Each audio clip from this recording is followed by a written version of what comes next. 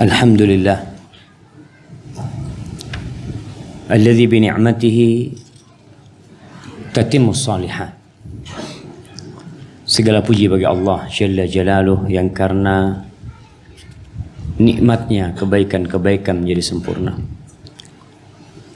yang karena rahmatnya niat-niat baik hamba dapat terlaksana. Alhamdulillah malam ini kita bisa hadir di kajian. Kita diperintahkan oleh Nabi SAW untuk sering-sering datang ke taman-taman surga, agar kegundahan dan kegalauan dalam kehidupan ini bisa teringankan dengan kita mengingat Allah. Kita bisa bayangin yang hadir di majelis ilmu itu ternyata bukan hanya manusia, bahkan malaikat-malaikat Allah turut hadir. Entah berapa jumlah mereka. Mereka mengelilingi orang-orang yang menuntut ilmu. Dan tatkala para penuntut ilmu bangkit dari majelis mereka, pulang ke rumah mereka, melanjutkan kesibukan mereka, nada munadin minas sama an qila qumu maghfuran lakum.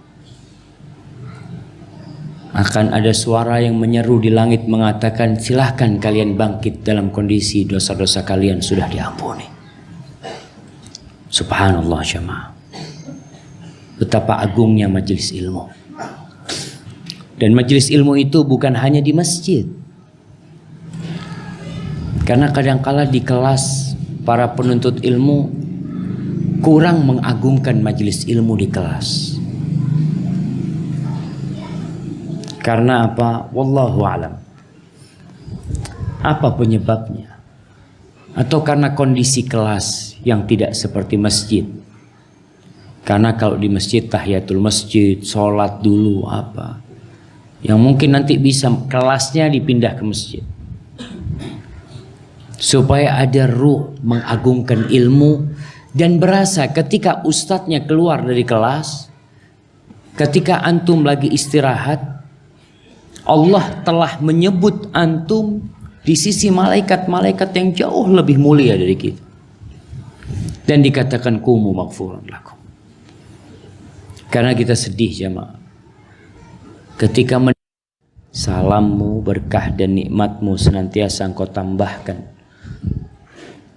untuk hamba yang kami sangat memuliakannya, yang menjadi penyejuk pandangan kita, baginda Nabi kita Muhammad sallallahu alaihi wasallam dan keluarga beliau, istri-istri beliau, putra-putri beliau, dan untuk seluruh sahabat Nabi. Semoga Allah meridai kita bersama mereka. Jamaah rahimakumullah.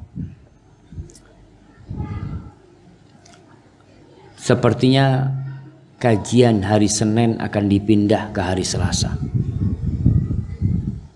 Ana tadi ketemu sama Ustaz Muhammad.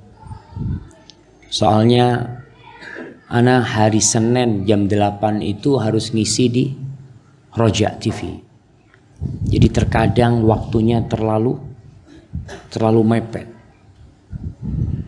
Dan terkadang banyak teman-teman yang mau konsultasi, yang mau ngobrol, ini itu. Selalu nggak bisa karena ana ngomong afwan ada kajian Roja.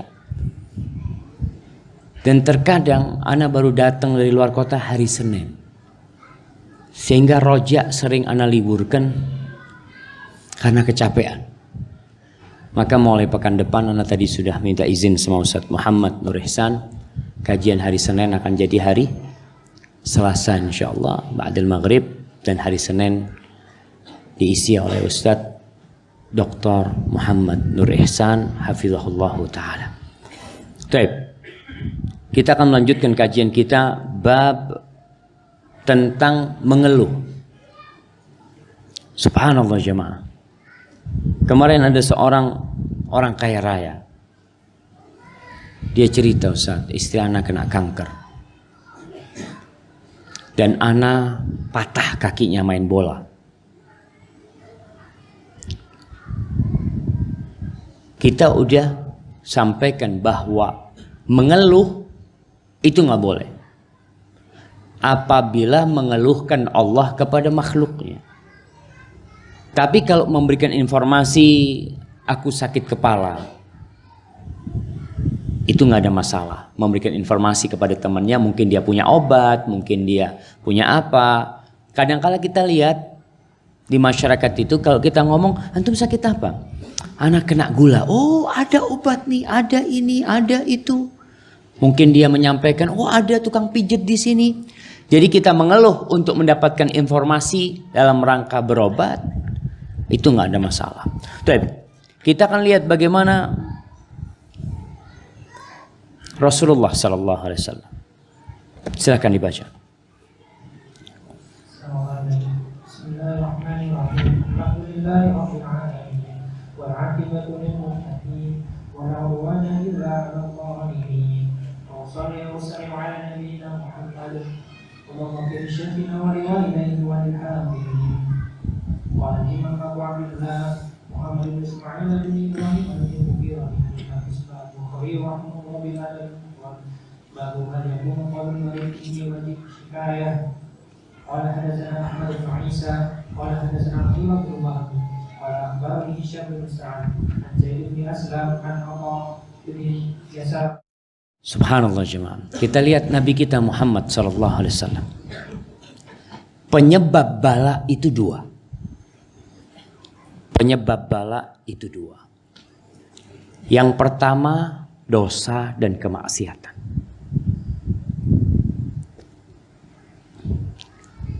Allah Jalla Jalaluhu mengatakan,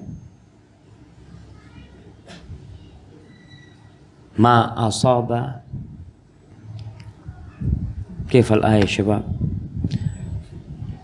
Fabima kasabat aydikum wa ya'fu wa ma asabakum min musibatin fabima kasabat aydikum wa ya'fu an katsir. Jadi penyebab bala itu dosa. Sehingga kita kalau terkena sesuatu ingat dengan dosa kita.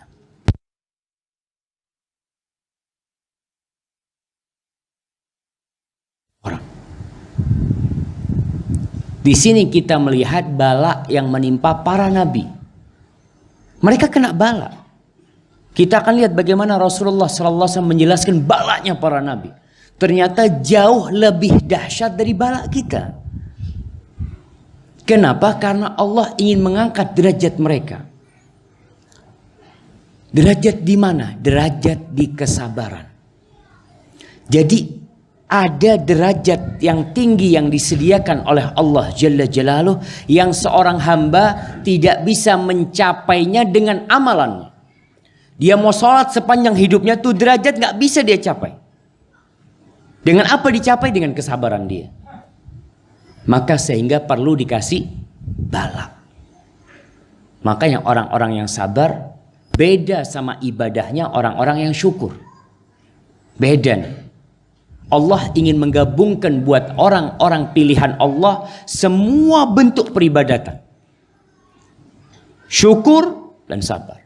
Nabi SAW sampai bengkak kakinya sholat. Afala akun abdan syakur.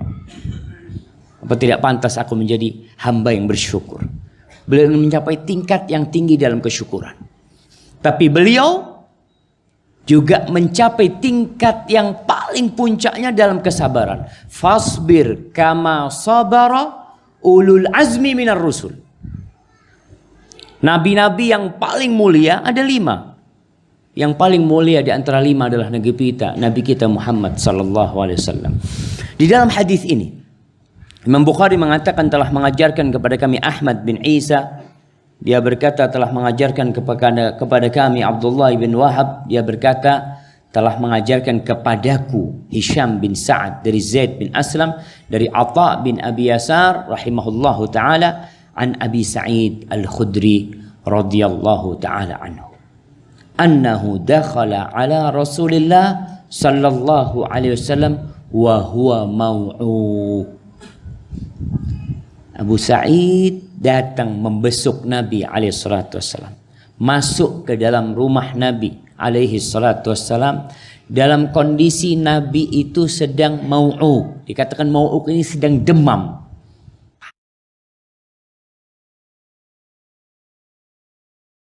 Kadang-kala pakai selimut. Dan Nabi SAW di atasnya ada selimutnya. Fawada'a yadahu alaih. Ingat, di antara adab kita membesuk orang sakit, kita letakkan tangan kita di tubuhnya orang yang sakit.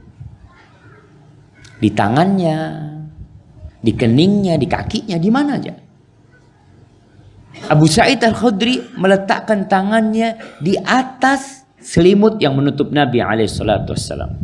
Fawajada hararataha fawqal qatifah. Di atas selimut itu Abu Sa'id bisa merasakan panasnya tubuh Nabi SAW.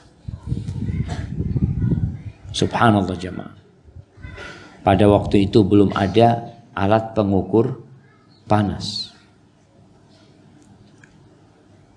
Kita kadang-kala nih orang tua punya anak bisa rasakan, anak punya anak kalau panas ya Allah. Ibunya bingung tapi masih bisa diukur. Ketika dilihat di bawah 40 masih tenang, enggak, masih wajar. Tapi tatkala lewat di sini akan ada ketakutan. Bagaimana kondisi Nabi SAW yang panasnya sudah dirasakan di atas selimut? Apa kata Abu Sa'id? Ma ashadda hummaka ya Rasulullah. Betapa tingginya panasmu wahai Rasul sallallahu alaihi wasallam. Apa jawab Nabi? Ini ilmu jemaah.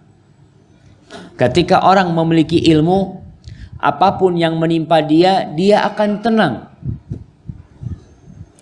Bahkan dia akan menjadikan bala yang menimpa dia sebagai ladang amalan buat dia. Kadzalik, inna kadzalik. Kita tuh para nabi seperti itu. Yashtaddu alaina al-bala. Bala kita itu ditinggikan levelnya. Diberatkan bala buat kita. Wa yudha'af lana al-ajr. Dan pahalanya dilipat gandakan. Tatkala kita sudah punya ilmunya, maka kalau bala yang menimpa kita itu berat, maka kita tahu apa yang harus kita lakukan. Faqala ya Rasulullah. Tatkala Nabi menyebutkan itu sallallahu alaihi wasallam, Abu Sa'id Al-Khudri memanfaatkan kesempatan itu untuk bertanya. Nabi lagi sakit nih. Tapi dengan Nabi menyebutkan tentang pahala yang diberikan dengan sakit yang berat, berarti kan kondisi Nabi ridha dan bersyukur dengan bala tersebut. Maka digunakan untuk bertanya oleh Abu Sa'id Al-Khudri. Ya Rasulullah, ayyun nasi asyaddu bala'an. Manusia yang mana yang paling berat balanya? Qala al-anbiya. Para nabi. Thumma salihun. Kemudian orang-orang yang levelnya mendekati para nabi. Orang-orang soleh. Kita nih diperintahkan untuk berlomba-lomba dalam kebaikan. Jangan berpikir ketika antum jadi orang yang baik, lalu antum gak pernah sakit. Jadi kadang orang, enggak, anak alhamdulillah, anak selalu sholat, selalu ini, gak pernah sakit. Orang yang soleh, ya Allah jemaah, antum coba baca, sering-sering baca tentang 10 sahabat yang dijamin masuk surga. Tentang Talha bin Ubaidillah. Bagaimana ternyata tangannya satu nggak ada Talha bin Ubaidillah. Tentang Abdurrahman bin Auf, pincang ternyata Abdurrahman bin Auf itu. Gara-gara dalam satu peperangan. Ternyata orang-orang itu yang dijamin masuk surga bukan orang-orang yang aman-aman saja. Umar bin Khattab tewas dibunuh. Berapa hari dia menahan sakit tusukan itu. tusukan di bawah pusarnya yang kalau Umar minum susu, airnya itu, susunya itu keluar dari sana jamaah. Balak jamaah. Jadi orang yang paling besar balaknya itu para nabi. Sekarang udah nggak ada para nabi. Tapi antum bisa membaca sejarah para nabi gimana balak mereka. Baca Nabi Adam alaihissalam. Nabi Adam diturunkan dari surga sebagai balak buat beliau. Nabi Yunus alaihissalam dimakan ikan paus sebagai balak buat beliau. Yang balak Nabi Adam dan Nabi Yunus menghapuskan dosa dan mengangkat derajat mereka. Sallallahu alaihi wasallam. Antum lihat Nabi Saleh, Nabi Hud, Nabi Lut, Nabi Ibrahim alaihissalam. Bertahun-tahun, puluhan tahun gak dikasih anak. Itu balak. Berobat sana, berobat sini, minta terus Rabbi habli minas solihin, terus belum minta anak.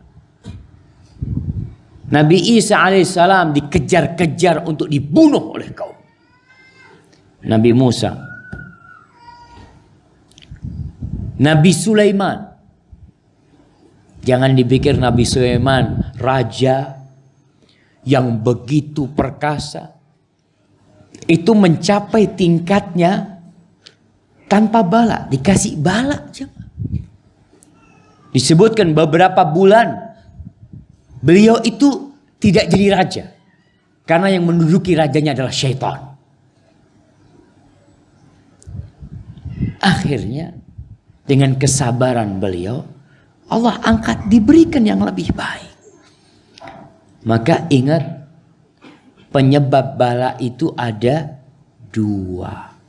Dosa atau untuk mengangkat derajat.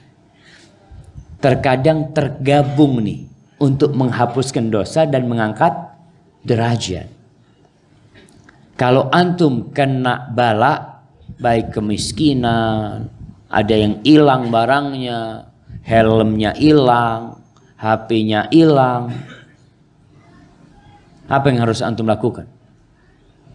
Masya Allah, ana mau diangkat derajatnya. Masya Allah, sombong nanti. Antum lakukan astagfirullah, ya Allah banyak dosanya, ya Allah, alhamdulillah. Dan Allah tuh kalau cinta sama hambanya, yu'ajjilu lahul uqubata fid dunya. Sanksinya Allah kasih di dunia, itu Allah cinta. Artinya bentuk cinta Allah, antum dikasih bala karena dosa, dan sanksi disegerakan supaya apa? Supaya tidak berat nanti di akhirat. Adapun orang yang Allah benci, Allah biarkan numpuk dosanya dia terus, akhirnya menghancurkan dia di akhirat. Setelah para nabi, orang-orang soleh. Salah seorang tabi'in kalau nggak salah, ana lupa namanya. Dia dikasih bala, kedua tangannya dan kakinya dipotong. Dan dia terus bersyukur sama Allah. Orang-orang heran. Apa yang kau syukuri? Kondisimu kayak gini. Kita akan dapat jawabannya nanti setelah kita selesaikan hadis ini. Orang nggak punya tangan, nggak punya kaki, tapi ternyata dia bersyukur. Kenapa? Waqad kana ahaduhum. إيش تسوي هنا؟ طيب تجلس هنا.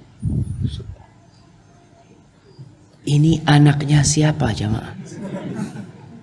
Ibunya mana ini? Wen Umma? Hah? Baik. Waqad kana ahaduhum yubtala bil faqr. Sebagian di antara mereka, ini cerita tentang para nabi, tentang orang-orang soleh, dikasih bala al-faqr, kefakiran. Ingat, kita nggak boleh minta kefakiran. Nabi SAW tiap hari berlindung dari kefakiran. Tiap hari beliau mengatakan, Allahumma inni a'udzubika minal kufri wal faqr. Beliau berdoa minta, hatta ma yajida illa al-aba'a yajubuha, sehingga dia nggak dapat baju, sudah nggak punya baju kecuali aba'a. Aba itu semacam abaya lah sekarang ya. Itu kain yang dipotong tengahnya. Nah, yang dipotong tengahnya terus dipakai gini ya. Yang kadang-kala kanan kirinya itu dia nggak pakai baju apa-apa memang. Kosongan dalamnya. Fayalbasuha wa yubtala bil qummal hatta yaqtulahu. Dan sebagian di antara mereka dikasih balak dengan kummal. Kummal itu apa? Kutu. Dikasih kutu di kepalanya sampai mati gara-gara kutu itu. Kita kalau ngelihat orang banyak kutunya, apa kata kita? Puh, ake dosa nih wong ini paling banyak dosanya. Lihat sampai kepalanya dikasih kutu. Khalik ma'a maslamah.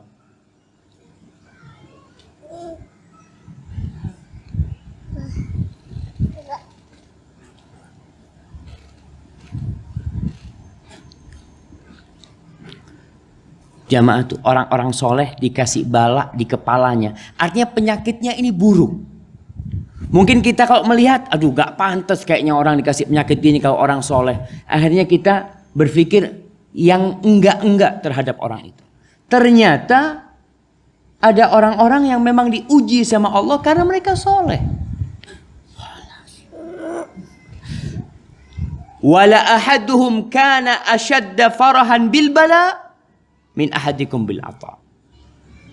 Nabi mengatakan, Nabi bersumpah, benar-benar salah orang-orang dulu itu, seorang di antara mereka itu lebih mencintai bala daripada pemberian. Tadi kisah yang tangannya putus, kakinya putus, dia terus bersyukur sama Allah. Ternyata memang ada di antara mereka yang lebih suka dikasih bala, bukan minta jemaah. Tapi ketika bala itu datang, dia suka. Tapi kalau dikasih pemberian, malah dia takut. Syufi maslamah. Akhirnya ketika dia ditanya,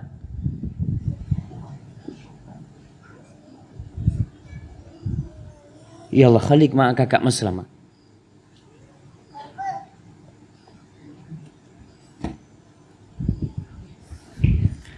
Ini adik sama kakak. Ada kakak maslamah.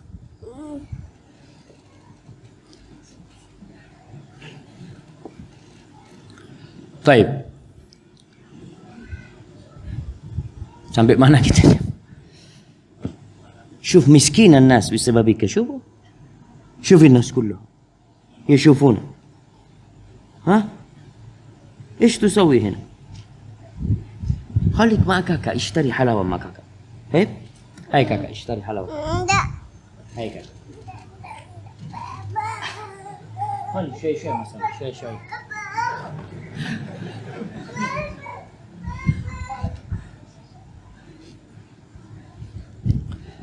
طيب. Ketika orang ini dikasih bala, ditanya apa yang kau syukuri? Apa kata dia? Kaifa la ashkur? Gimana aku enggak bersyukur kepada Allah? An a'tani lisanan dzakiran wa qalban syakiran wa jisman sabiran 'alal bala. 'Alal bala'i sabiran. Gimana aku enggak bersyukur sama Allah? Allah tuh berikan kepada aku lisan yang pandai berzikir. Allah berikan kepada aku hati yang pandai bersyukur. Dan Allah berikan kepada aku tubuh yang tahan dengan bala. Karena ada orang yang gak tahan sakit ya, ada. Kemudian bunuh diri. Kemudian melakukan tindakan yang tidak seharusnya dia lakukan. Ingat dengan salah satu orang di masa Nabi SAW pada satu peperangan, yang para sahabat mengatakan, wallahi ma ablal yawm mithl fulan. Hari ini gak ada yang perang seperti fulan. Benar-benar gigih dan perkasa dia. Di sana di sini dia berusaha untuk menghancurkan musuh. Lalu Nabi SAW bertanya, yang mana orangnya? Hadza ya Rasulullah, ini. Apa kata Nabi SAW? Huwa min ahli nar. Yang ini penghuni neraka. Para sahabat bingung, ini yang perang mati-matian masuk neraka. Gimana dengan kita? Diikutin sama salah satu sahabat, dilihat cari. Ternyata orang ini selesai peperangan atau di akhir peperangan, dia terluka badannya dan gak tahan dengan sakit. Dia ambil itu pedang, dia taruh di dadanya, dia jatuhkan tubuhnya. Sehingga pedang itu keluar dari punggungnya. Mati bunuh diri.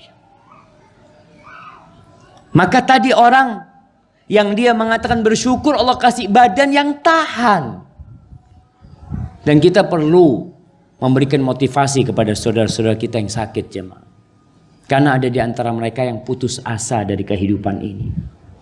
Allah tidak menurunkan penyakit kecuali Allah menurunkan obatnya. Terus berobat. Dan bisa jadi penyakit ini memang untuk mengangkat derajatnya. Sehingga dia tetap termotivasi. Biasanya orang-orang yang lumpuh, ya, orang-orang yang kena stroke, dia berpikir kalau merepotkan orang banyak, ya, dia akhirnya aku nggak bisa apa-apa, kayaknya nggak ada manfaatnya buat aku hidup. Gimana nggak ada manfaatnya? Tiap hari engkau berzikir, tiap hari engkau beristighfar, tiap hari engkau bersabar, tiap hari engkau bersyukur sama Allah, itu manfaat buat dia. Maka ingat, sebagian di antara mereka itu lebih cinta dengan bala daripada kecintaan kalian dengan pemberian. Terkadang orang kalau dikasih nikmat malah lupa. Baik, hadis yang selanjutnya di bab 230.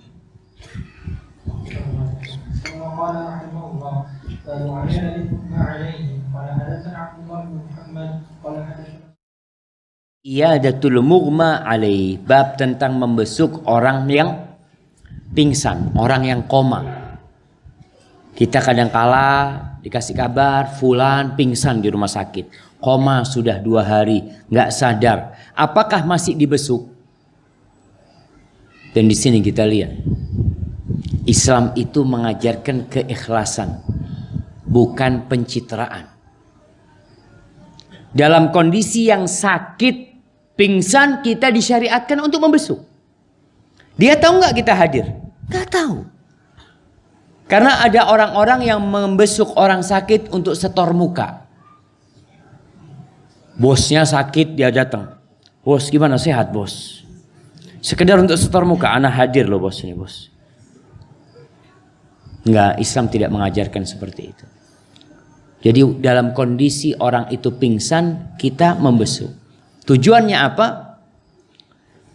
Yang pertama, kita menjalankan kewajiban kita dan memberikan hak saudara kita yang sakit. Kan haknya kalau sakit, suruh besuk.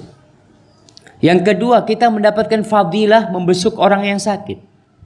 Yang ketiga, tujuan membesuk salah satunya mendoakan dia. Antum datang meruqyah dia, membacakan apa kepada dia. Yang keempat, menghibur keluarganya. Keadaan antum itu subhanallah jemaah. Ini yang pernah ana sampaikan bahwasanya di Jepang itu, kalau orang Indonesia sakit itu ditaruh di mana? Ditaruh di pojokan. Di rumah sakit ditaruh yang di pojokan. Kenapa? Karena banyak yang membesuk. Rame kalau orang Indonesia sakit. Bahkan menjadi tempat reuni kumpulnya sahib-sahib mereka. Oh, berangkat semuanya rumah sakit. Sedangkan orang-orang Jepang gak ada yang mengunjungi. Bayar perawat selesai. Sembuh, iya. Bapaknya sudah sembuh. Bisa diambil. Oh, siap. Diambil bapaknya.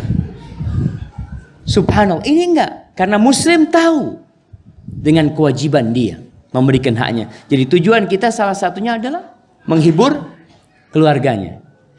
Ustadz, kalau yang sakit koma, apa perlu kita bawa oleh-oleh, Ustadz? Nggak perlu, ini sakit nggak boleh makan apa-apa sama dokter. Dia yang sakit nggak boleh makan apa-apa. Yang nungguin boleh makan segalanya. Makanya kalau ada yang bawa oleh-oleh itu, yang sakit mungkin tidak terlalu bahagia. Yang bahagia siapa? Yang nungguin, alhamdulillah. Kalau bisa sering-sering kesini mas. Nggak ada masalah. Kita berarti sudah memberikan kebahagiaan kepada saudara kita. Di antara amalan yang paling dicintai Allah. Ketika Nabi ditanya, Ayyul a'mali ahabbu ilallah. Amalan apa yang paling dicintai Allah? Sururun tudkhiluhu ila muslim. Kegembiraan yang antum transfer ke hati seorang muslim. Antum masukkan ke dia. Antum datang dia bahagia. Maka kita tetap disyariatkan, walaupun pingsan kita datang. Kadang-kala nggak bisa dibesuk, seperti yang di ruang isolasi. Betul. Ruang apa? ICU. Anda pernah dengar ada ruang isolasi yang keluarganya apa nggak boleh semuanya gitu kan? Ada yang model seperti itu. Tapi kita tetap membesuk untuk apa? Untuk memberikan semangat kepada keluarganya. Mungkin dari jauh ya. Cuma hanya bisa mengucapkan assalamualaikum dari arah jauh. Nggak ada masalah, antum datang. Kita lihat bagaimana Rasulullah sallallahu alaihi wasallam. Aina al-muadzin? Masuk waktu adzin khalas.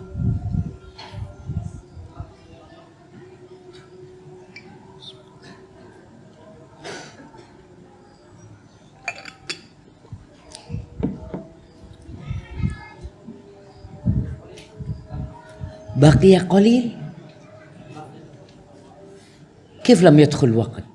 الساعة غير مضبوطة ربما 45. Baik, kalau baqiyah qalil, kenapa mereka azan duluan jemaah? Ini termasuk berlomba-lomba dalam kebaikan. Cepet-cepetan azan. Tetap ya, kita azan harus pas masuk waktunya.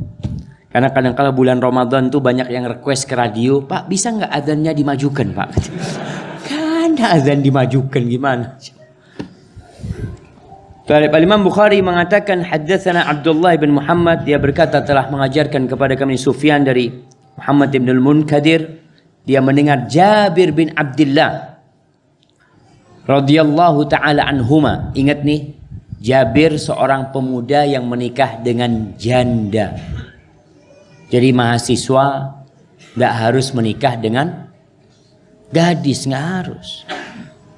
Nikah sama janda nggak apa-apa. Walaupun kalau bisa gadis, kalau bisa. Tapi kalau enggak, Jabir menikah dengan janda karena ada masalah. Masalahnya apa? Dia adiknya kecil-kecil, dan kalau dia menikah dengan gadis berarti dia merawat itu anak perempuan dan merawat adik-adiknya.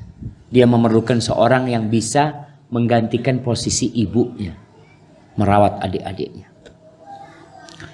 Kata Jabir bin Abdullah, maritu maradhan fa'atani an-nabiy sallallahu alaihi wasallam ya'uduni wa Abu Bakr wa huma masyian.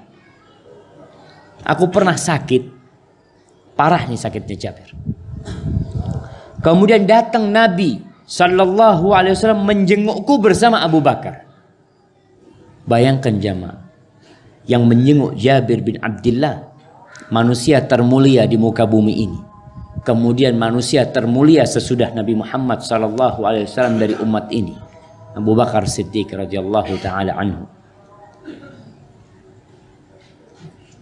Belum. Fadhal.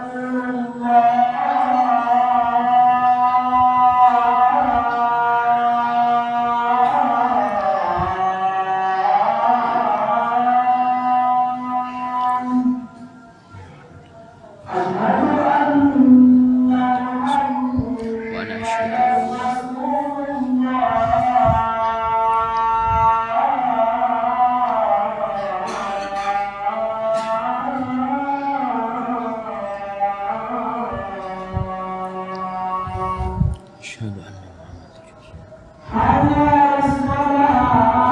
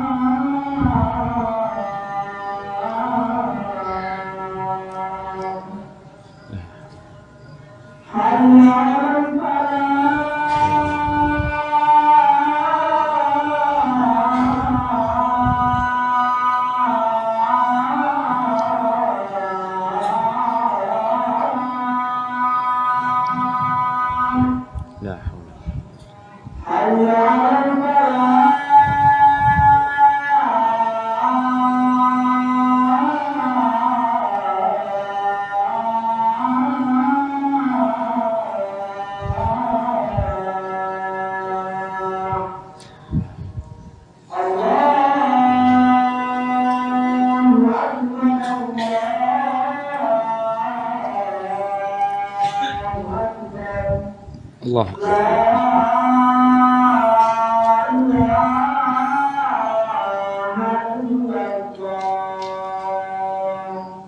La ilaha illallah.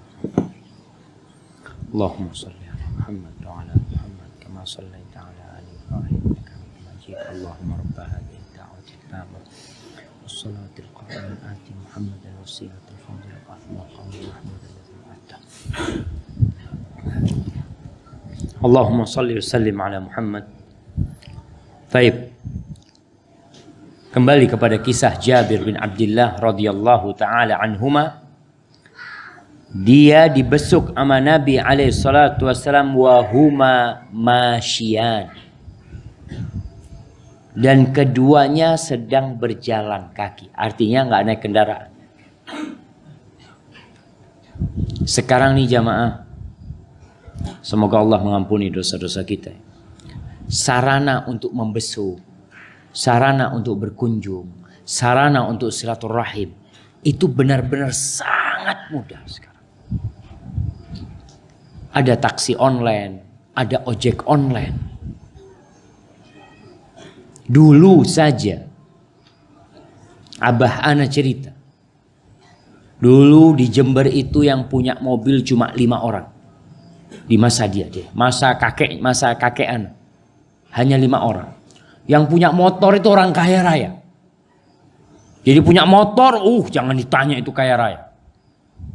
Sekarang satu rumah 2 motornya, satu rumah 3 motornya, tapi silaturahim putus. Membesuk orang sakit kadang-kala nggak peduli. Kenapa? Karena sibuk cari duit untuk bayar cicilan motornya. Karena kebanyakan motornya riba. Jadi orang tuh yang kena riba itu memang seperti dikejar-kejar maling.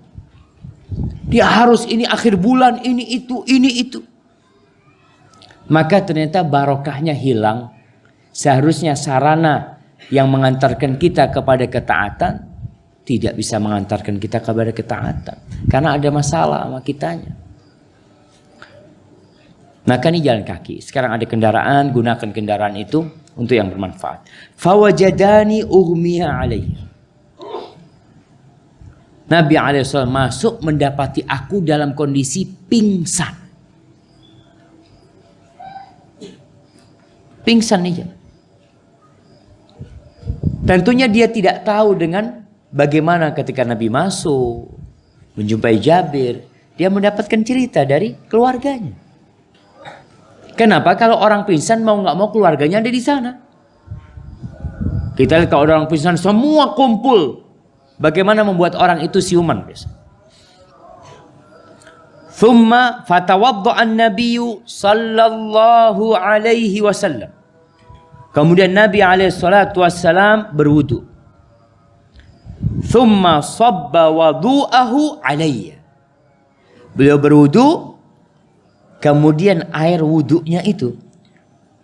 Wudu dulu kebanyakan pakai bejana ya, kalau enggak dituang.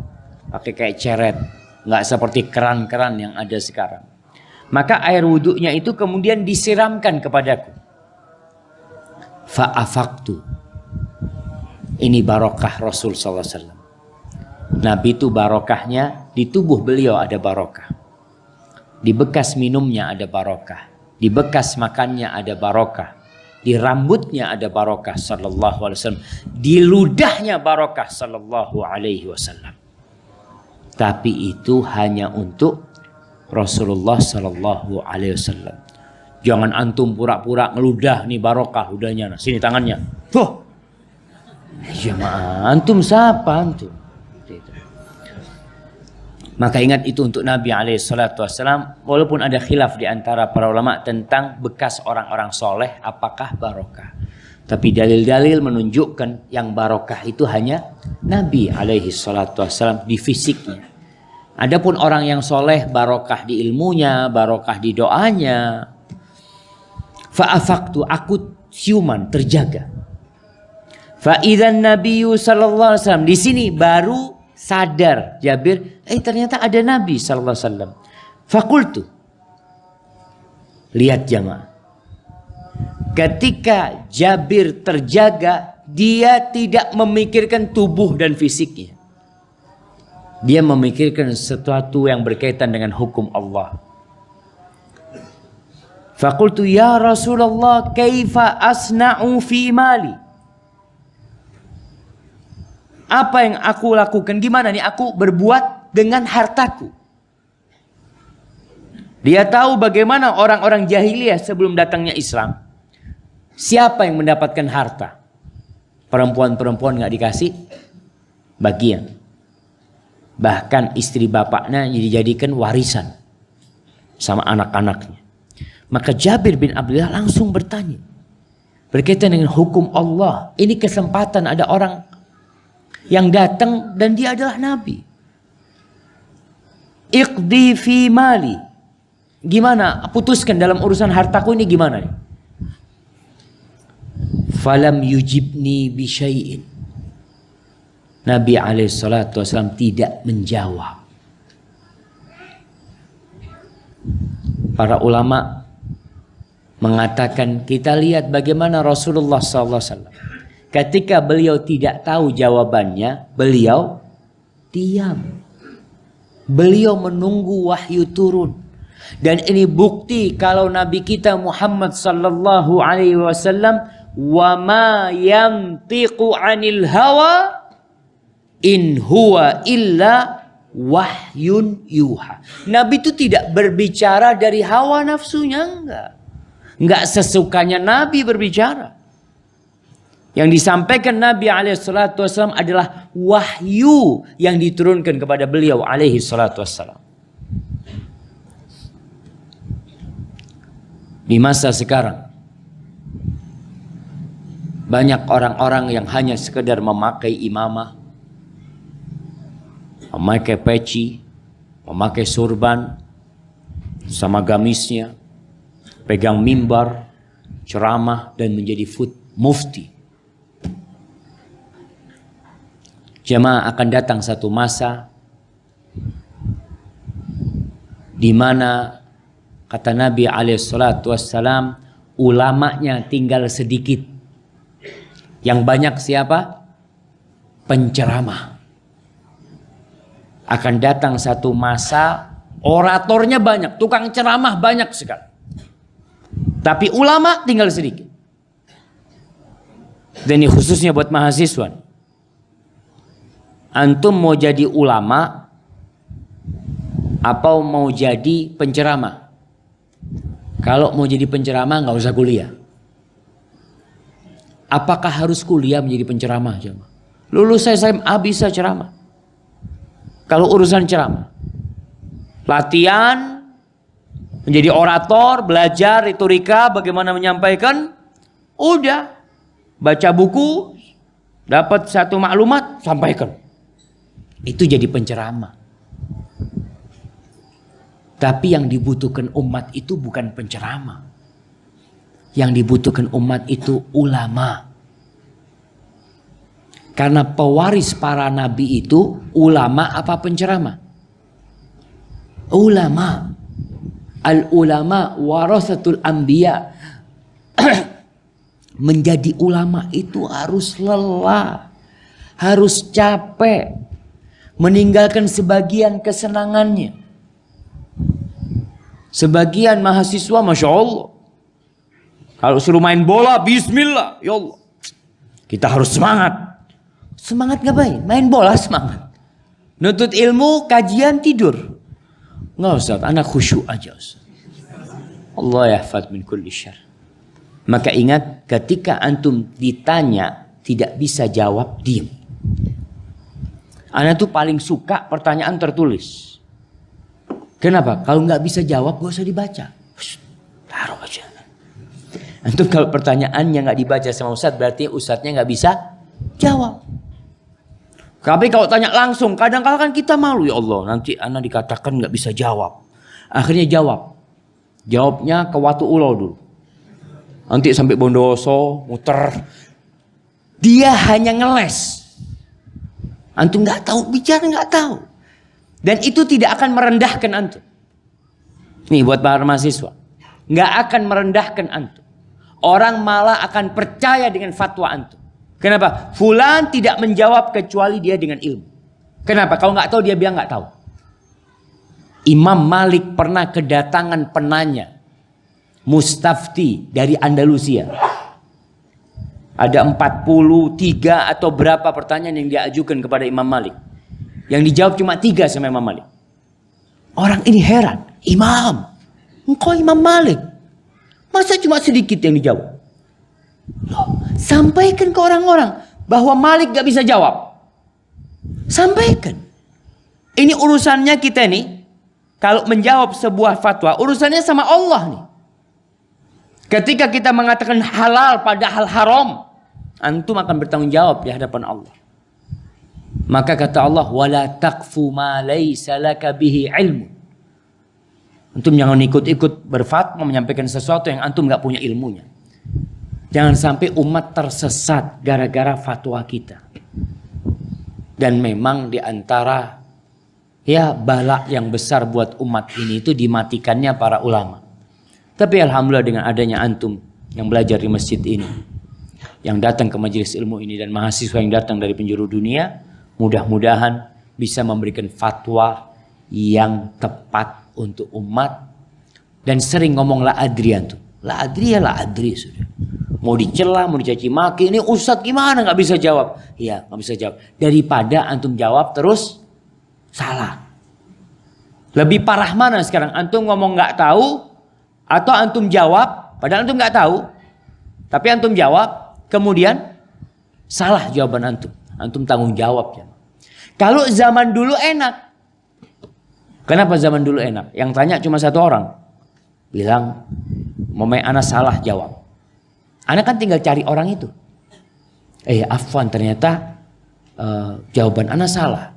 Tapi kalau sekarang kan di media aja mah. Antum yang sampai kemana-mana, maka kita lebih perlu berhati-hati dalam masalah memberikan fatwa. Nabi alaihissalam tidak menjawab pertanyaan Jabir sampai turun ayat warisan. Yang di surah An-Nisa, yang di akhir surat An-Nisa ayat 176. Yastaftunaka fin nisa. Mereka minta fatwa kepadamu dalam urusan yastaftuna. Qulillah yuftikum fil kalalah. Mereka minta fatwa, maka katakan Allah yang memberikan fatwa kepada kalian fil kalalah. Kalalah itu orang mati yang tidak punya orang tua dan tidak punya kalalah. Warisannya gimana? Ya dibagi ke samping, ke saudara-saudarinya. Barakallahu fikum. Ini yang berkaitan dengan bab ini. Semoga Allah Jalla Jalaluh membimbing kita untuk senantiasa mengucapkan yang benar dan mengamalkannya dalam kehidupan ini.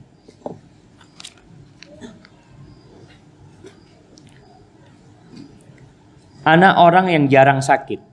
Alhamdulillah, tapi kan pernah sakit tentu. Tahun kemarin Ana 2 kali kena sakit yang sampai Ana harus istirahat dari aktivitas beberapa hari. Tahun ini penyakit belum datang ke Ana. Tapi Ustaz, kalau Ana sakit, keinginan Ana bermaksiat itu makin besar. Apalagi sekarang ada HP. Berduaan dengan HP. Wallah ini ujian. Wallah ujian. Jadi kalau dibilang sakit, kan kita tahu bala itu bukan hanya penyakit. Antum pusing, antum pening, antum keseleo, antum tertusuk duri, antum kadang kala makan tahu-tahu apa istilahnya? Keselak, makan enak duri. Allahu Akbar. Makan ikan. Wallahi ana merasakan kemarin makan ikan di Jakarta jamaah, durinya tuh masuk ke atas. Ana ya Allah, kok bisa masuk ke sana? Hadal balha. Ini penghapusan dosa ini. Artinya nggak harus sakit yang berhari-hari, enggak.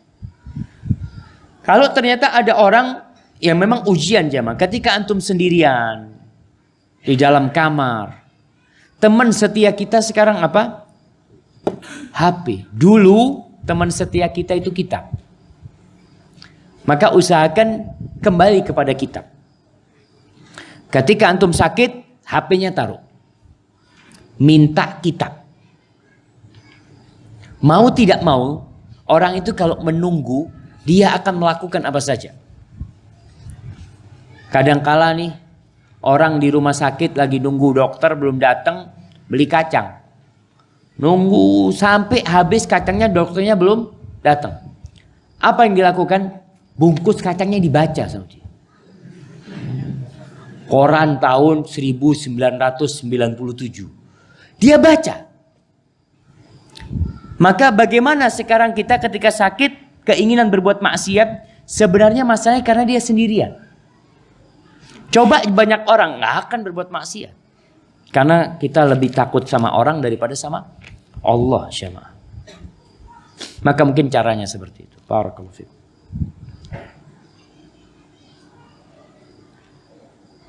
Ustadz, berilah nasihat kepada kami yang merasakan gundah gulana dalam kehidupan ini, seakan-akan tidak merasakan manisnya iman, dan terkadang kami terjatuh di dalam kemaksiatan. Jamaah al-iman yazdadu wa yanqus.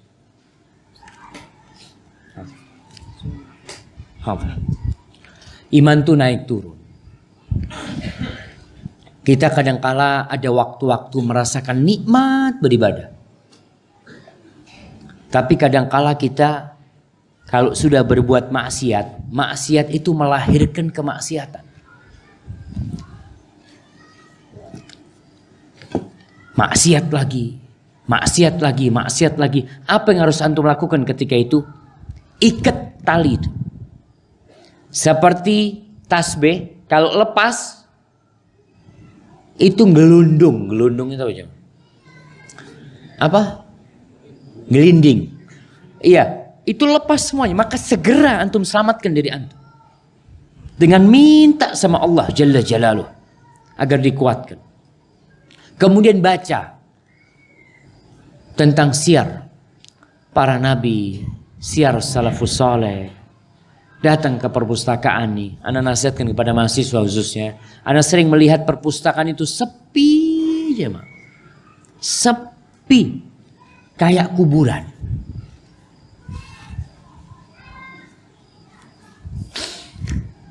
Kemana penuntut ilmunya?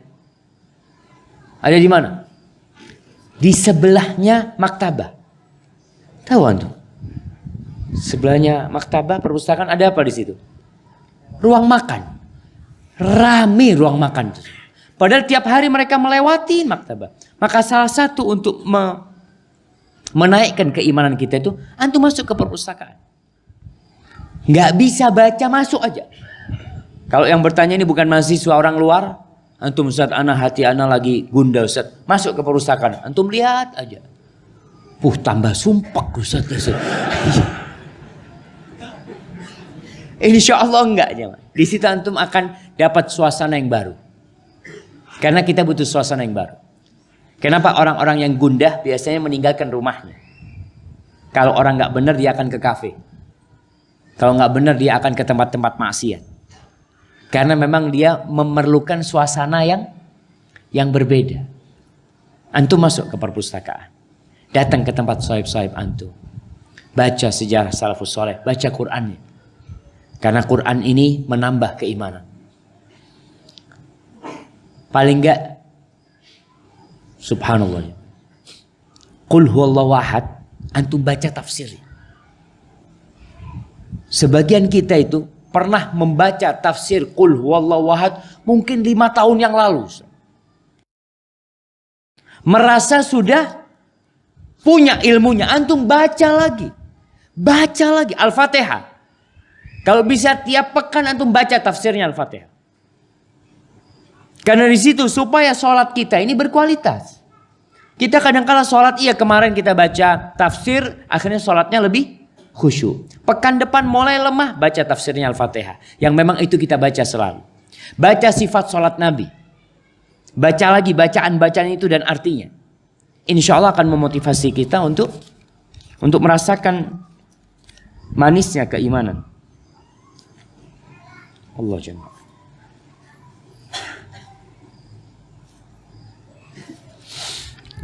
Iya, ini ada pertanyaan dari akhwat.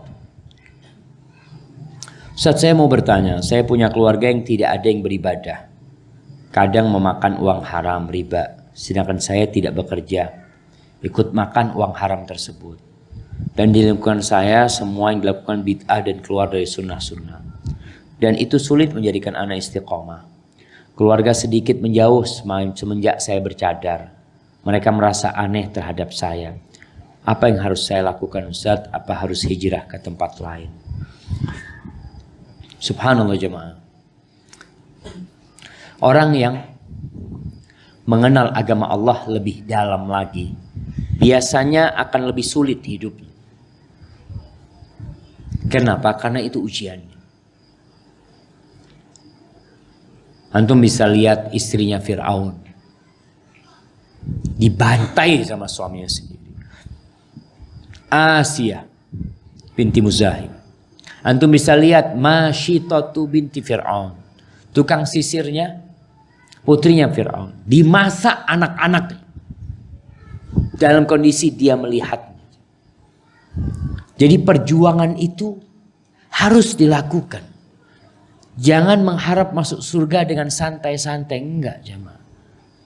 Surga itu lebih baik dari dunia dan isinya. Orang saja untuk mendapatkan 60.000, tukang itu untuk mendapatkan 60.000, berangkat jam 7, pulang jam 3 aja.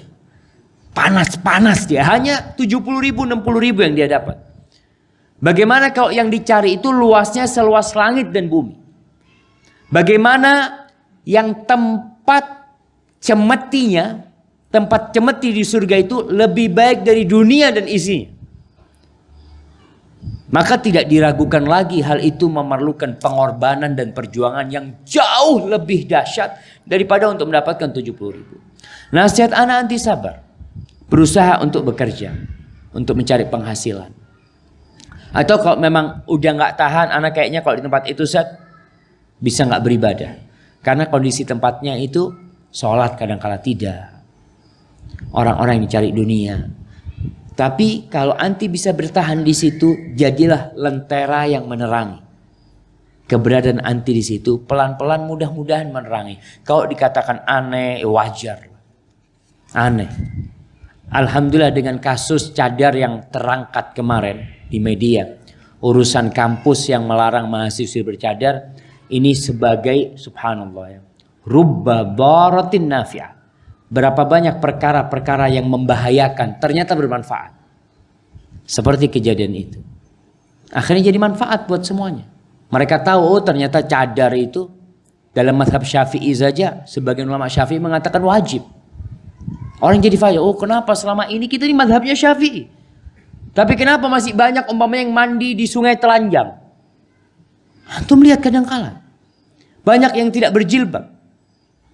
Apakah tidak disebutkan dalam mazhab Syafi'i tentang kewajiban berjilbab? Disebutkan. Tapi yang jadi masalah banyak di antara kita nggak belajar. Nggak tahu. Ketika ngelihat orang bercadar langsung heran. Aduh ninja tekondi. Seperti maka sabarlah. Masya Allah. Mana yang kedua?